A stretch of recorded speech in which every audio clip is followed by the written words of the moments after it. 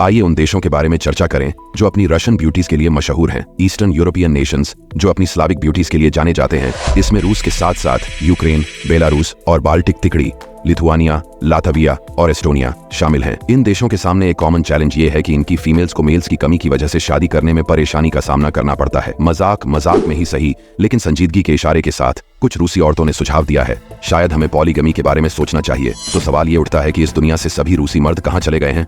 रूस की आबादी तकरीबन 145 मिलियन है। डेमोग्राफी में जेंडर रेशियो का एनालिसिस करते वक्त आमतौर पर बेसलाइन के तौर पर 100 फीमेल्स का इस्तेमाल किया जाता है। रूस के लिए यह 86:100 है, यानी हर 100 फीमेल्स पर सिर्फ 86 मेल्स हैं। मोटे तौर पर अगर देखें तो इसका मतलब रूस में 11 मिलियन मेल्स की हैरत अंगेज कमी है। मेल्स के फेवर में ग्लोबल एवरेज रेशियो 101:100 को ध्यान में रखते हुए ये बात सोचने पर हम मजबूर हो जाते हैं कि रूस का जेंडर डिस्ट्रीब्यूशन दरअसल कितना स्क्यूड है। पीसफुल टाइम्स में ऐसे जेंडर इम्बैलेंसेस के आमतौर पर दो अहम वजहें होती हैं। बड़े पैमाने पर माइग्रेशन और पैदाइश के वक्त एक जेंडर को प्रेफरेंस देना। ऐतिहासिक तौर पर स्वीडन में औरतों की आबादी ज्यादा थी, हालांकि जब उन्होंने बड़ी तादाद में सीरियन रेफ्यूजीज को एक्सेप्ट किया तो 2015 में तराजू पलट गया, क्योंकि ज्यादातर रेफ्यूजीज मेल्स थे। दूसरी तरफ नेपाल एशिया के उन कुछ मुल्कों में से एक है जहां औरतों की तादाद मर्दों से ज्यादा है। ऐसा इसलिए है क्योंकि कई नेपाली मर्द रोजगार की तलाश में दूसरे मुल्क चले जाते हैं। फिर भी रूस पर ये बातें लागू नहीं होती, क्योंकि इसके उलट पिछले सोवियत यूनियन सैटेलाइट स्टेट्स के मेल्स नौकरियों के लिए रूस आए हैं और ना ही रूसी मर्दों का बड़े पैमाने पर माइग्रेशन ही हुआ है। क्या ऐसा हो सकता है कि रूस में बेटियों को प्रेफरेंस दी जाती है जिसकी वजह से ज्यादा लड़कियां पैदा होती हैं? नामुमकिन। कुदरती तौर पर हर 100 लड़कियों के पैदा होने पर 105 लड़के पैदा होते हैं। चूंकि आमतौर पर मर्दों की उम्र कम होती है, इसलिए जेंडर बैलेंस भी ठीक हो जाता है, या वक्त बीतने के साथ साथ औरतों का थोड़ा बहुत फेवर लेने लगता है। ये नेचुरल बैलेंस रूस के लिए भी सही है, इसलिए रूस के सीरियस जेंडर इम्बैलेंस के पीछे कुछ और ही है। हकीकत में सेकेंड वर्ल्ड वॉर के नतीजे के तौर पर कुछ वक्त से रूस में मेल्स के मुकाबले फीमेल्स ज्यादा हैं। उस दौरान सोवियत यूनियन की आबादी करीब 195 मिलियन थी। हालिया रूसी सर्वे से पता चलता है कि वर्ल्ड वॉर 2 के दौरान आम लोगों समेत 27 मिलियन सोवियत मारे गए। ये ट्रेजिक नंबर पॉपुलेशन के 14% के बराबर है। सोल्जर्स समेत मरने वालों में ज्यादातर मेल्स ही थे। फिर भी रूस में भले ही वर्ल्ड वॉर 2 में हिस्सा लेने वाली पीढ़ी ही ज्यादातर अब गुजर चुकी है, लेकिन जेंडर इम्बैलेंस अभी तक कायम है। रूस में एक कहावत है, जब तक आदमी 30 साल के हो जाते हैं तो वो गायब होने लगते हैं, और जब तक वो 65 साल के होते हैं और सोशल सिक्योरिटी हासिल करते हैं तब तक उनमें से बमुश्किल आधे ही बचते हैं।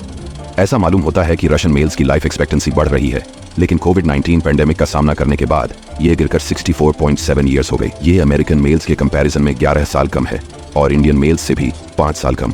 वैसे पूरी दुनिया में औरतें आदमियों के मुकाबले तकरीबन 5 साल ज्यादा जिंदा रहती हैं, लेकिन रूस में यह फर्क 11 साल से भी ज्यादा है। ये सचमुच एक अजीबोगरीब सिचुएशन है। इन आंकड़ों को देखकर ही पता चलता है कि रूसी आदमियों की उम्र कितनी कम होती है। और दिलचस्प बात यह है कि अपनी खूबसूरती के लिए मशहूर दूसरे मुल्क भी इसी तरह के ट्रेंड शो करते हैं। भले ही इन मुल्कों में जेंडर इम्बैलेंस रूस के जितना खराब न हो, लेकिन अभी भी जेंडर लाइफ एक्सपेक्टेंसी में काफी फर्क है। रूस को एक फीमेल मेजॉरिटी वाले मुल्क में बदलने के पीछे एक बड़ी वजह यह है कि रशियन मेल्स की मौत 30 साल की उम्र के आसपास होना शुरू हो जाती है। ये इशारा करता है कि इस अरसे के दौरान वो लोग जानलेवा हालत का बहुत ज्यादा सामना करते हैं। तो इसकी सबसे बड़ी वजह क्या है? स्टडीज से पता चलता है कि प्राइमरी कल्प्रिट है शराब, खास तौर से स्ट्रॉन्ग 80 प्रूफ वोडका। रूस में एक आम कहावत है, -40 डिग्री से कम ठंडी कोई भी चीज ठंडी नहीं मानी जाती, और 80 प्रूफ से कम की किसी भी चीज को शराब नहीं माना जाता। यह रूस की सख्त सर्दियों की तरफ इशारा करता है।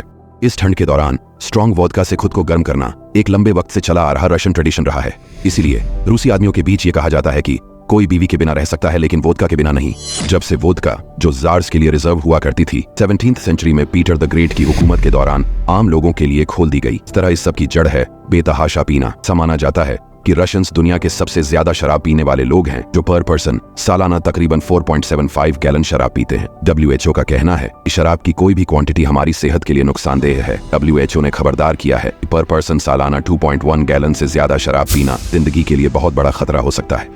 लेकिन इसका मतलब ये बिल्कुल भी नहीं है कि इससे कम शराब पीने से कोई खतरा नहीं है। इस लिमिट से ज्यादा पीने पर हर क्वार्ट के लिए एक आदमी की लाइफ एक्सपेक्टेंसी 1 साल कम हो जाती है। इन आंकड़ों पर गौर करने से यह साबित हो जाता है कि रशियन मेल्स की शॉर्ट लाइफ एक्सपेक्टेंसी के लिए सीधे तौर पर शराब ही जिम्मेदार है। 2014 में एक मशहूर British medical journal the Lancet की एक रिपोर्ट के मुताबिक 1/4 रशियन मेल्स हद से ज्यादा शराब पीने की वजह से 55 साल की उम्र से पहले ही मर गए।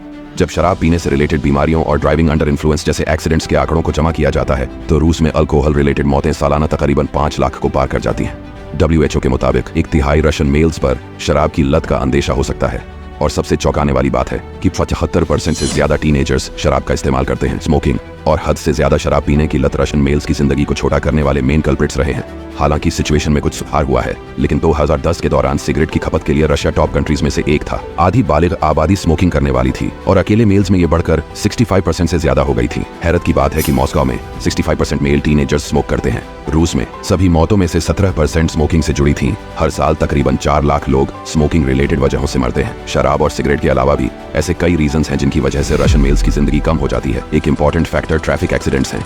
रूस न केवल अपनी खराब रोड कंडीशन के लिए बल्कि अग्रेसिव ड्राइविंग हैबिट्स के लिए भी जाना जाता है। इसलिए कई सालों तक रूस ट्रैफिक रिलेटेड डेथ्स के मामले में टॉपर रहा। 2010 के दौरान हर 10 लाख गाड़ियों के मुकाबले 939 मौतें हुई, जिस वजह से सालाना 20,000 मौतें ज्यादा हुई। एक और वजह कई रशियन मेल्स अपनी सेहत को नजरअंदाज करते हैं। रूस की 60% आबादी ओवरवेट है और 25% आबादी ओबेसिटी का शिकार है।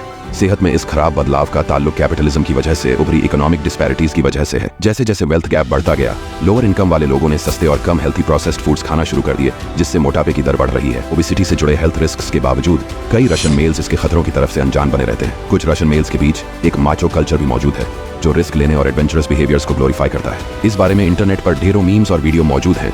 यह रवैया, जिसे रूस में अक्सर मर्दानगी के तौर पर देखा जाता है, इसे शराब पीने, स्मोकिंग करने और लापरवाही से गाड़ी चलाने जैसे बिहेवियर्स से भी जोड़ा जा सकता है। सेकेंड वर्ल्ड वॉर और दूसरी जंगों की विरासत इस माइंडसेट में एक रोल निभाती महसूस होती है। ये लापरवाही अक्सर एक्सीडेंट्स की वजह बनती है और नतीजतन कई लोगों की बेवजह मौत हो जाती है, जिससे रशियन मेल्स का एवरेज लाइफ स्पैन और भी कम हो जाता है। मौजूदा हालात जैसे यूक्रेन के साथ जंग ने इन मुद्दों को और बढ़ा दिया है। इस जंग में रूस के तकरीबन 2 लाख लोग मारे गए हैं।